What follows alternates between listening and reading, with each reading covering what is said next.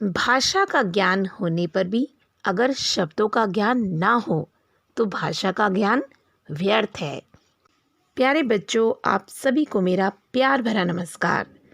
आप सभी की वार्षिक परीक्षा में आने वाले व्याकरण के छोटे छोटे विषयों को हमने इस छोटी सी वीडियो में समेटने की पूरी कोशिश की है। आशा करती हूँ कि इस वीडियो के माध्यम से आपको व्याकरण के ये सभी विषय सरलता से याद हो जाएंगे। तो चलो अब देरी किस बात की है, शुरू करते हैं। अब हम एकार्थी प्रतीत होने वाले यानी जिनके अर्थ एक से लगते हैं ऐसे शब्दों के अर्थ देखेंगे। पुत्र अपना बेटा और लड़का कोई भी बालक हो सकता है। पुत्र जैसे माता अपने पुत्र से बहुत स्नेह करती है और लड़का कोई भी बालक हो सकता है, जैसे कुछ लड़के शैतानी कर रहे हैं। बड़ा यानी आकार में और बहुत यानी मात्रा में। बड़े को हम ऐसे कह सकते हैं कि पृथ्वी आकार में बहुत अधिक बड़ी है, और बहुत यानी मात्रा में कक्षा में कुछ बच्चे बहुत शोर मचाते हैं। साहस यानी मन का साहस और वीरता शारीरिक वीरता। साहस, वीर लोग साहस से कठिनाइयों का सामना करते हैं, और वीरता का अर्थ होगा कि हमारे फौजी भाई वीरता के साथ युद्ध करते हैं। ठंडा के लिए हम ऐसे शब्द बना सकते हैं कि तुमने अभी तक भोजन नहीं किया, सारा भोजन ठंडा हो गया। शीतल यानी मन को सुख देने वाला। जल हमारे तन और मन दोनों को शीतल कर देता है। अब हम प्रतीकार्थक शब्दों को देखेंगे कि कौन से शब्द किसका प्रतीक हैं। फूल कोमल, चांद सुंदर, चांदनी उज्जवल और शीतल, समुद्र गंभीर, पेड़ दानी क्योंकि पेड़ अपने पत्ते और फल अपने पास नहीं रखता, वह परोपकार करता है। चट्टान दृढ़, एक जगह खड़ी रहती है इसलिए उसे दृढ़ कहा जाता है। वज्र कठोर और भारी, पृथ्वी सहनशीला क्योंकि सबका भार सहन करती है। आकाश विस्तृत यानी जिसका बहुत अधिक विस्तार हो। अग्नि दाहक, जला देने वाली। जल हिम शीतल, हिम यानी बर्फ और जल यानी पानी, दोनों ही शीतल होते हैं। वायु और मन दोनों ही चंचल होते हैं, एक जगह टिककर नहीं बैठते। प्यारे बच्चों, अब हम अनेकार्थी शब्द को देखेंगे। अनेकार्थी शब्द यानी जिसके अनेक अर्थ हों। योग का अर्थ होता है साधना और ध्यान। रस तरल पदार्थ यानी कोई लिक्विड होता है उसे भी रस कहा जाता है। आनंद को भी रस कहा जाता है, और स्वाद भी रस का ही एक अनेकार्थी शब्द है। लक्ष्य के दो अर्थ होते हैं, निशाना और उद्देश्य। वर्ण अक्षर, जाति या रंग रूप को भी वर्ण कहा जाता है। विधि के दो अर्थ होते हैं, एक होता है किसी काम को करने की विधि यानी तरीका, और दूसरा विधि मतलब कानून की विधि के अनुसार आपको यह दंड दिया जाता है। श्यामा के दो अर्थ होते हैं, यमुना और कोयल। सरल यानी आसान, ईमानदार और सीधा। सार का अर्थ होता है निष्कर्ष, जिसे इंग्लिश में हम कंक्लूजन कहते हैं।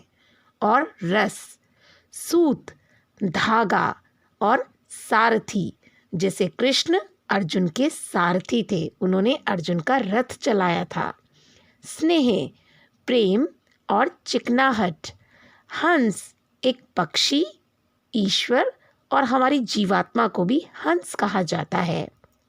हल समाधान यानी सॉल्यूशन, और खेती जिससे की जाती है उस यंत्र को भी हल कहा जाता है। हस्ती संस्कृत में हाथी को हस्ती कहा जाता है, और हैसियत को भी हस्ती कहा जाता है। हार के दो अर्थ होते हैं, पराजय और माला। पराजय यानी हार जाना, और माला गले में पहनने वाली माला। विलोम शब्दों को देखेंगे। मूक मतलब गूंगा, और मुखर मतलब बोलने वाला। क्षुद्र छोटा, विराट बड़ा। श्रोता यानी जिसको आप अंग्रेजी में लिसनर बोलते हो, और वक्ता यानी स्पीकर। शुक्ल और कृष्ण दोनों ही पक्ष होते हैं हिंदी में, जिनको शुक्ल पक्ष, कृष्ण पक्ष के नाम से जाना जाता है। सम्मुख यानी सामने और विमुख यानी पीछे। सुखांत हैप्पी एंडिंग और दुखांत दुख के साथ जिसका अंत हो उसे दुखांत कहा जाता है। संधि यानी जुड़ना और विच्छेद यानी अलग अलग होना। सत्कार यानी आदर करना और तिरस्कार अपमान करना। सुपाच्य इजीली डाइजेस्ट होने वाला और कुपाच्य जो इजीली डाइजेस्ट ना हो, जैसे आप लोग खाते हो बर्गर और पिज़्ज़ा। और सुपाच्य यानी ग्रीन वेजिटेबल्स। संयोग यानी मिलना और वियोग अलग अलग हो जाना। समूल यानी विद रूट्स जड़ों के साथ और निर्मूल यानी बिना जड़ों के। साहस हिम्मत करना, बहादुरी दिखाना और दुस्साहस कायरता करना। सृष्टि यानी संसार बनना और प्रलय यानी विनाश हो जाना। स्वच्छ एकदम साफ और अस्वच्छ गंदगी। संक्षेप इन शॉर्ट और विस्तार इन डिटेल। समर्थक यानी आपके फेवर में जो होता है उसे समर्थक कहा जाता है और विरोधी आपके अंगेंस्ट जो आपके विरोध में हो, आपका साथ ना दे, उसे विरोधी कहते हैं। सर्वज्ञ जो सब कुछ जानता हो, ईश्वर को सर्वज्ञ कहा जाता है। और अल्पज्ञ जो कम जानता हो। सहिष्णु जिसमें दया की भावना हो और असहिष्णु जिसका हृदय पत्थर का हो, असहिष्णु। हास यानी हंसना, रुदन रोना। ऋस्व यानी छोटा और दीर्घ यानी बड़ा। ह्रास यानी घट जाना और वृद्धि यानी बढ़ जाना।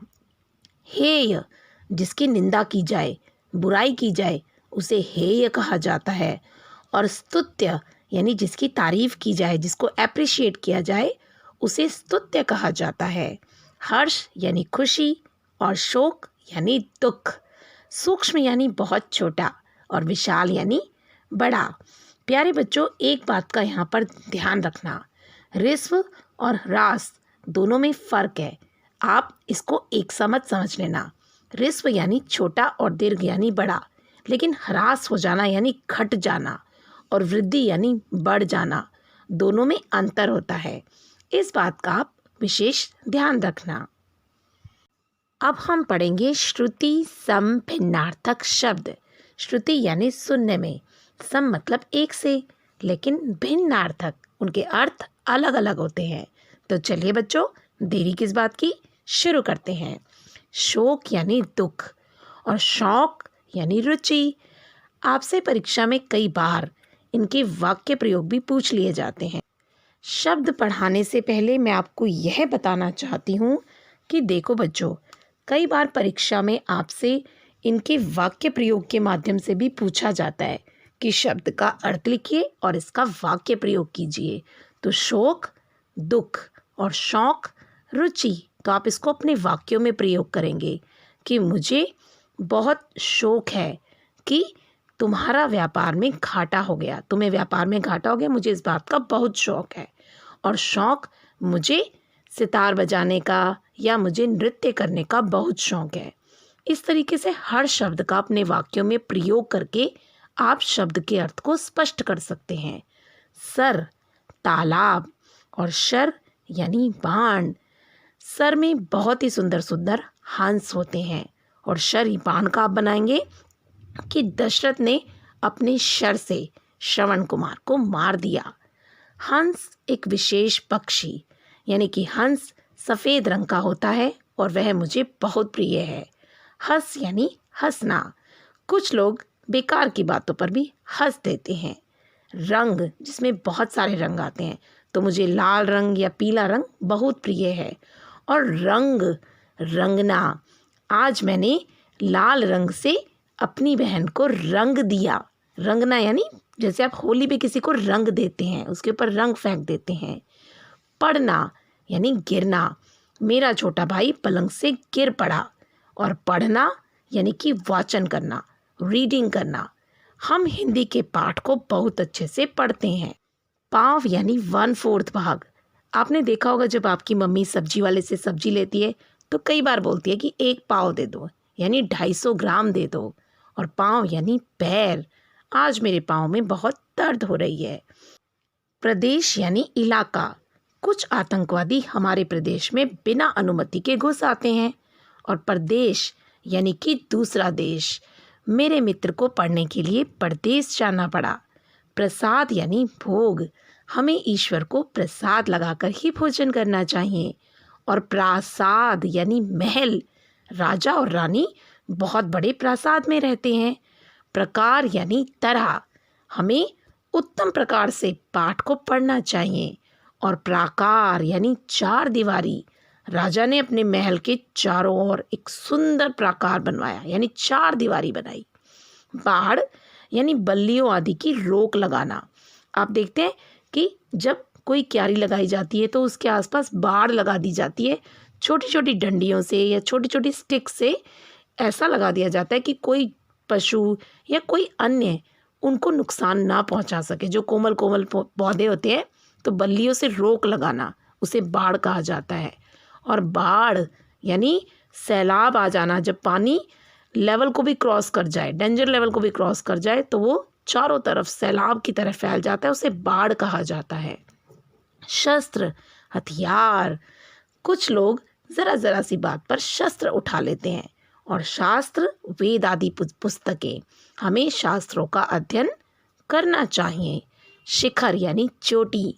अरुणिमा सिन्हा ने एवरेस्ट के शिखर को छू लिया था। और शेखर यानी सिर। भगवान शिव के शेखर से गंगा निकलती है।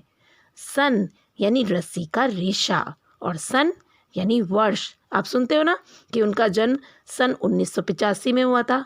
और रस्सी के लिए कह सकते हैं कि उस रस्सी से सन निकल रहा था। सुगंध यानी खुशबू। मेरे घर में अगरबत्ती की बहुत अच्छी सुगंध आ रही है। और सौगंध, भीष्म पितामह ने प्रतिज्ञा की थी कि मैं आजीवन विवाह नहीं करूँगा। हरण यानी जबरदस्ती ले जाना। रावण सीता का हरण करके ले गया था, उनकी मर्जी के बिना उन्हें उठा कर ले गया था। और हरिण यानी मृग। हिरण को कहा जाता है। सीता किस पर मोहित हो गई थी? एक हरिण पर। हल, आधे व्यंजन का चिन्ह। आप जब संस्कृत पढ़ते हैं तब देखने ना हल लगाया जाता है, तो उससे पता चलता है कि यह आधा व्यंजन है। और हल, समाधान, जो कि मैं कर रही हूँ आपकी समस्या का। तो प्यारे बच्चों, हल का मतलब होता है सॉल्यूशन, जिसे हम हिंदी में समाधान कहते हैं। अब आपकी वार्षिक परीक्षा में जो पर्यायवाची आ रहे हैं उन्हें देखेंगे। विष्णु, जिन्हें नारायण और लक्ष्मीपति कहा जाता है। आप 2-2 याद करेंगे तो भी चलेगा, 3 याद करने की कोई आवश्यकता नहीं है। जो आपको आसान लगे आप वह याद कर सकते हैं। शरीर, शरीर को काया और वपु और गात कहा जा सकता है, जिसमें से आप काया और गात को याद कर सकते हैं। शत्रु, वैरी और दुश्मन। संग्रह, संचय और जमाव। देखो बच्चों, यहाँ पर 3-3 दिए गए हैं, लेकिन आपको जो आसानी से याद हो आप उनका चयन अपनी मर्जी से कर सकते हैं। संसार, जग, दुनिया और जगत। समुद्र, सागर, जलधि, अर्णव। अर्णव थोड़ा कठिन लगेगा, इसलिए आप सागर और जलधि को याद कर लीजिएगा। सरस्वती, श्री और शारदा। सवेरा, प्रातः, भोर। सुगंध, सुवास और महक। सुंदर, मनोहर और खूबसूरत। सूर्य, दिवाकर, भानु। स्वर्ण, कंचन, सोना। स्वच्छ, निर्मल, साफ, स्वच्छ, पवित्र। आप ये सब भी लिख सकते हैं। स्वर्ग, अमरलोक और सुरलोक। हरिण, मृग और हिरण। हाथ, हस्ती और कर। देखिए बच्चों, यहाँ पर हर किसी शब्द के 3-3 पर्यायवाची दिए गए हैं। आपको जो आसान लगे, आपको जो अच्छा लगे, आप उसे याद कर लीजिएगा। वाक्यांशों के लिए एक शब्द देखेंगे, ध्यान से सुनिएगा। सूर्योदय से पूर्व का समय, यानी जब सूर्य उगने वाला होता है। लालिमा आकाश में छाई भी नहीं होती उससे पहले का समय, उसे कहते हैं ब्रह्म मुहूर्त। सवेरे से दोपहर तक का समय, उसे कहा जाता है पूर्वाहन। लौटकर आई हुई ध्वनि, प्रतिध्वनि। प्रशंसा के योग्य कार्य, प्रशंसनीय। कोई वस्तु मांगने वाला, उसको कहते हैं याचक। युद्ध की इच्छा रखने वाला, युयुत्सु। वाणी पर अधिकार रखने वाला, जिसका अपनी वाणी पर अधिकार हो, वाचस्पति। इसको वनस्पति मत लिख दीजिएगा, वाचस्पति कहा जाता है। बहुत बोलने वाला, जो बहुत बोलता हो, उसे कहते हैं वाचाल। 100 वर्षों का समूह, शताब्दी। शरण में आया हुआ, शरणागत। सदा रहने वाला, जो हमेशा रहे, ईश्वर का ही एक गुण होता है यह, शाश्वत। शवों को जलाने का स्थान, यानी जब मर जाते हैं तो उसके बाद अंतिम संस्कार जहाँ किया जाता है उस जगह को शमशान कहा जाता है।